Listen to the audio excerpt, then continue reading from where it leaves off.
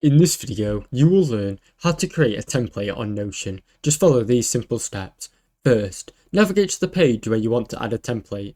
Type /table or /board or /list, depending on your preference database type. Customize the database by adding relevant columns and properties. Then, add sample data or information into rows of the database. In your database, click on the three dots in the top right corner. Select a template from the drop-down. Click the New Template button to create a new template. Once a template editor opens, you can design your layout and structure for your template. You can add text, checklists, headers, and also Notion blocks. If this template will include specific properties of new database entries, you can set values here as well. After designing the template, close the template editor. Your template is now saved and accessible when you create new entries into your database. To use a template, click the New button in your database and select the template you want to apply to the new page. Thanks for watching. Don't forget to like and subscribe.